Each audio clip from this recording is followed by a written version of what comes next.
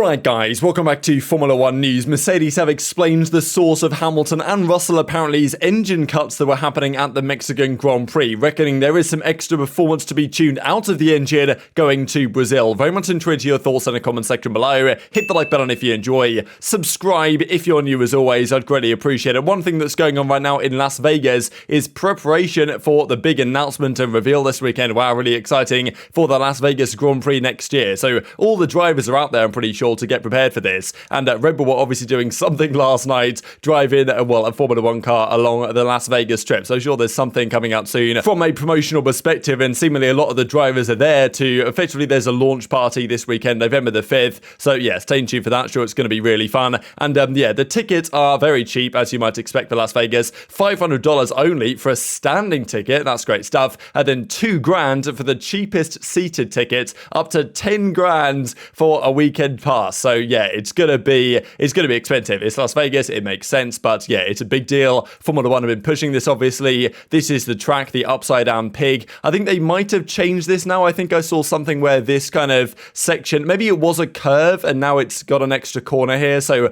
not sure if this is good or bad, but I mean, yeah, this is the circuit. It's not great. You've got to pay a lot of money to go there, but next year, right at the end of the calendar, they've got the Las Vegas Abu Dhabi doubleheader, so fun way to end the season on that one. Brazil, of course, would be nice if it was the final Grand Prix of each season. Not the case anymore. Money talks at the end of the day. But with all the drama going on right now in Brazil, it seems like it's not under threat of cancellation. Formula 1 has said yes, it should be okay to go ahead next weekends. Mercedes are certainly hoping that it will, because they need a chance to try and get P2 in the constructors, or at least take a race victory. Thoughts speaking of Ferrari, though, this is kind of interesting here from Giuliano de Kessa. He excludes the wet races just because in the wets they were slower than the Red Bull anyway since the start of the season. But at the start they were faster than Red Bull, well, certainly in qualifying, pretty similar in race pace, you could argue. But these are the recent performances here. So in Monza, about 0.3 of a second slower, Cota 0.3 of a second slower, and then in Mexico, way behind the pace, right, almost a second off the Red Bull and about 0.7 off the Mercedes. But, you know, they turned down the engine, that type of stuff. That is at least the understanding that, you know, they were trying to protect their engine. I think Ferrari runs smaller turbos than the other teams, so they struggle more with those higher altitude conditions. They were also affecting the other teams, namely Mercedes as well. We saw a few times during the race where Hamilton was saying, yeah, my engine's cutting out, the drivability problems that he was experiencing, and maybe without those issues, there might have been the pace on a better strategy to actually challenge Verstappen. Maybe if they were on the same strategy, maybe with the extra kind of engine performance that there could have been there within the Mercedes, the pass could have been on. But Mercedes have actually confirmed they'd rather win a race than get second place in the constructors.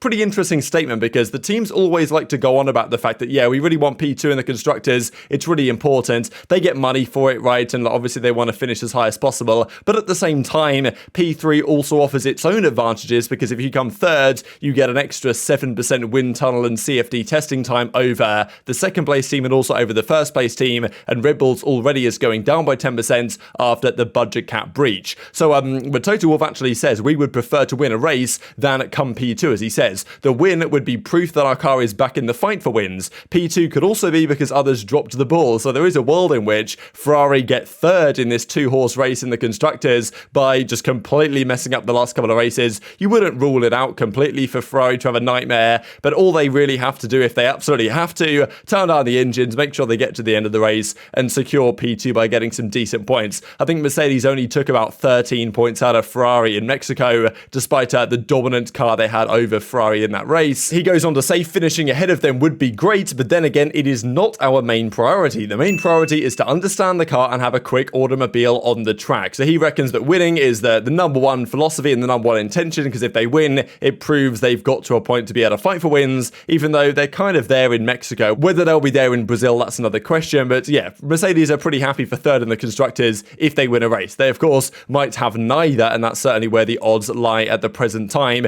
especially if these issues can't get resolved. So they were talking on the kind of Mercedes debrief they did about the possibility of a small amount of performance loss that Hamilton and Russell were experiencing in the weekends. Tough to say how much this really translates to in terms of lap time, but we saw a few times during the race Hamilton said, and even in qualifying I think it was apparently a bigger deal, where the engine was cutting out. Effectively what this amounts to that James Vowles is about to say, when they try and put the power down coming out of corners, the engine can't quite deliver the power that the drivers are requesting from the engine, basically because the air is so much less dense up there in Mexico City with the higher altitudes, you get about 25% less air density than at sea level. And even in Brazil, it's not exactly the same as sea level. It's still about 700 meters above the ground. So it matters to some degree, but not as much as Mexico. The engine with that less air density has less oxygen to, fire into the cylinders and perform exactly the way that the drivers wanted to perform. Now, the teams can adjust and tune the engines before the weekend to try and make this happen, but it's pretty difficult with, only a few days between Kota and Mexico City to actually make that happen, and clearly they didn't get it exactly right. Mercedes reckon that other teams probably had similar issues, but we heard it mostly from the Mercedes. What were the engine cuts Lewis was experiencing during the race?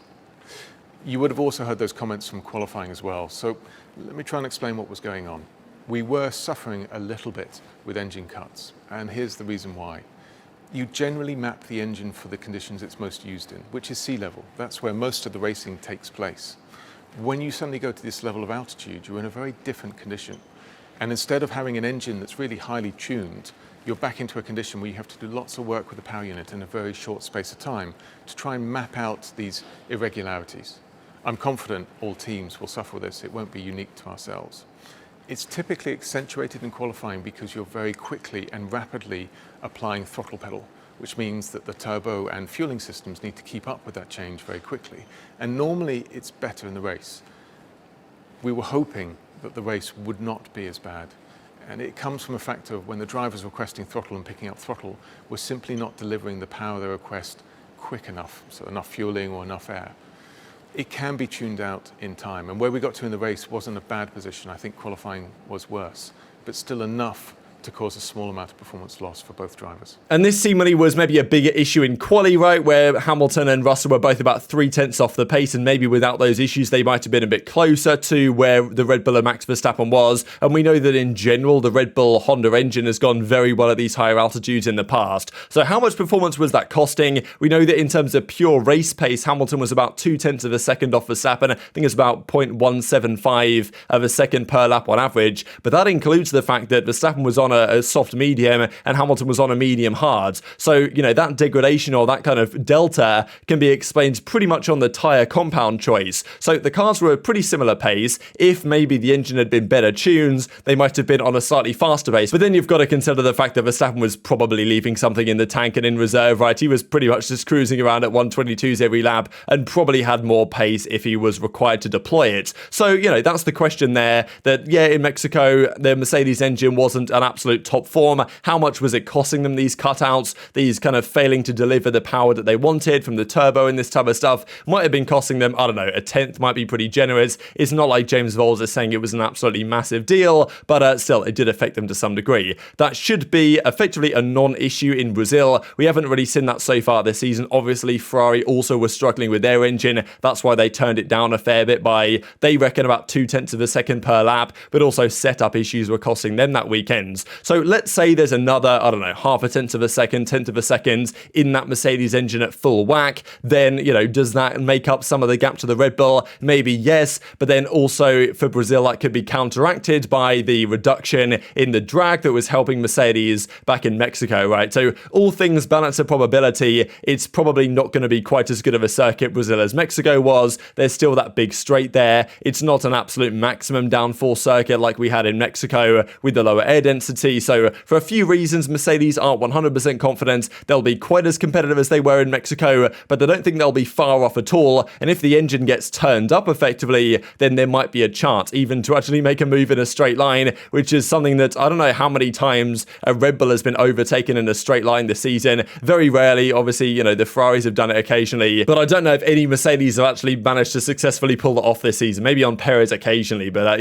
definitely very few and far between. And this is another thing that Mercedes might come to regret in a way. They admitted in the video that when Latifi pitted for the hards, they used that data to inform their own decision. And the drivers went out, the Mercedes guys, on the hard tyre. They did one lap on it and Hamilton was like, yeah, this is pretty good. And then 2 or 3 laps in, they were like, hang on a second, the tyre's meant to be warming up now and I still don't really have the performance from it. So, that was the concern there. If you look at Latifi for your strategy information, it's probably not going to end particularly well. Mercedes might have learned that lesson here, and maybe for another driver was the first one to pit for Haas, they might have got a different information that might have contributed to them going a different way. Just a note on Latifi quickly, because rumours came out a while ago that he's going to join, I think, Chip Ganassi Racing for IndyCar next season. And he said that actually the move to IndyCar is the most likely for him. He hasn't confirmed anything yet and nothing has been made official. But yeah, Latifi in IndyCar next season alongside Grosjean and Ericsson, former F1 guys, is a more and more likely possibility by the day.